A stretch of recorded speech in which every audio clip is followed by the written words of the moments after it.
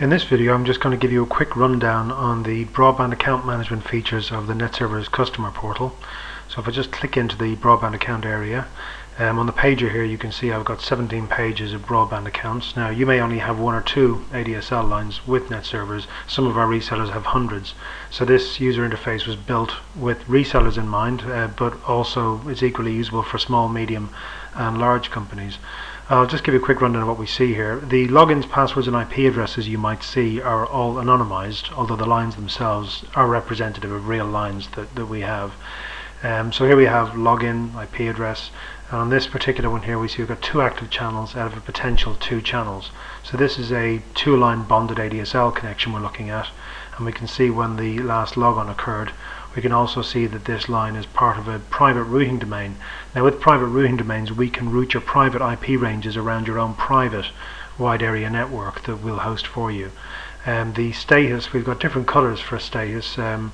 Green and online means that all channels that are expected to be online are online, but here we see a bonded connection where we've only got one channel out of a potential two online, so that's given us an amber status to say there may be a problem there. And here we see something we should have three lines bonded up, and there's no connections up, so we've got a red offline status on that. If I just page through, we've got several lines here which are offline in grey. So that really means that although these lines are offline, they are not expected to be online. So they may be home user accounts or something like that. So we don't need to kind of raise a red alert on these if they go offline. Now on any of these, so I can filter this list. So if I'm interested in a particular login or IP address, I can type a portion of the login or IP address in there. So I'll go to a particular bonded connection I want to have a look at. So I've obviously typed in a portion of the login there, and so if I click through into this account, we can see a bit more about it. So we can see the login, the password is hidden, but I can reveal the password just by clicking here. And again we see two lines out of two connected. We see the potential download rate of this bonded connection, and we also are seeing this live updating information here, the current download rate and current upload rates of this connection. We can also see the peak level that it's reached in the last 24 hours. So it's done 8.3 megabits per second. Now you'll know probably already that you'll never achieve the potential download rate of the line, partly because of overheads involved in ATM encapsulation and other factors. Here we also see the total amount of data downloaded and uploaded today. And below that we see the fragmentation factor, which is really only important on bonded connections. That's giving you an idea the level at which we're fragmenting packets, which we will do if we have to split a packet in two and send part down one ADSL line and part down another ADSL line. So the closer that is to one, the better. We can also see when either one of these channels has recently logged in or out, and we can see which routers in the Netservers network these ADSL lines are connected to, which is useful for Netservers staff in diagnosing any problems. So and if we need to change the password, we can do that here as well, but obviously if we were to do that we would also want to change the password on the router, otherwise we'll be effectively barring it from reconnecting. So in the channel view, I've currently got two channels on this. We could have a 4-line bonded or even 8-line bonded connection. This particular one's 2 lines. We can see the expected download and upload rates for each of these 2 lines, and we can also see this dynamic cap level that BT have set. So in fact they've currently set that to 6.2 megabits and 4.5 megabits. We can see the round trip time, which is, as described here, pretty much like a ping time, except it's the underlying latency that we detect using what are called LCP echoes. But it gives you a pretty good idea what the latency of each connection is. And we can also see packet loss on each individual channel. This is important particularly on bonded connections, because if we get a report of packet loss on a bonded connection, we need to identify which channel it is that's giving trouble. And we can right click on a connection here and we can disconnect a particular channel, or we can view channel graphs just for that particular connection. Before I do that, I'll just show you we've got a combined graph down here showing the upload and download rates for the bonded connection as a whole. So I'll just quickly show you the green area there is download at 5-minute averages. The grey area above that is the burst download rate. so that's based on 15-second averages rather than 5-minute averages.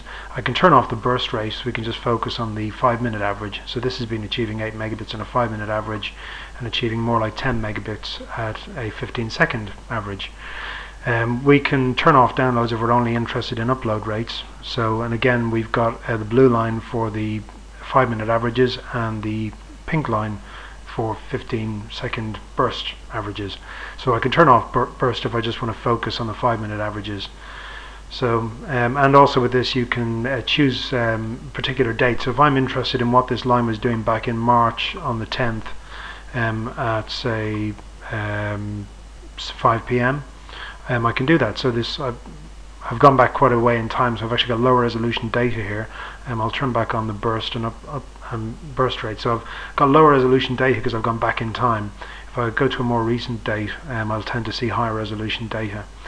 So the same kind of information is available on a per channel basis. So if you suspect there's a problem with one channel, you can zoom in on that channel by right clicking, view channel graphs, and again I've got a calendar control. Now what's happening right now is I'm getting real-time updates on this data.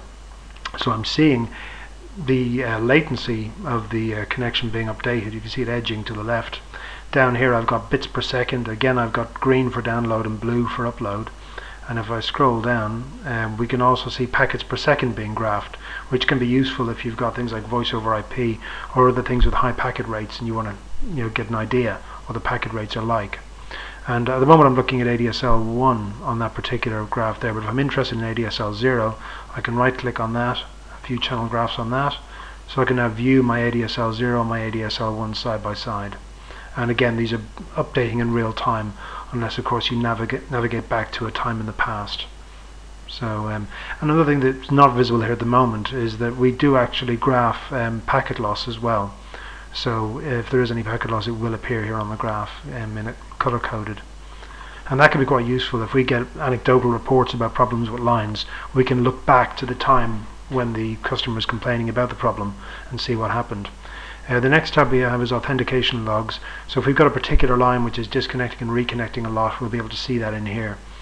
So you can come in here any time and see when your lines went offline and came back online again.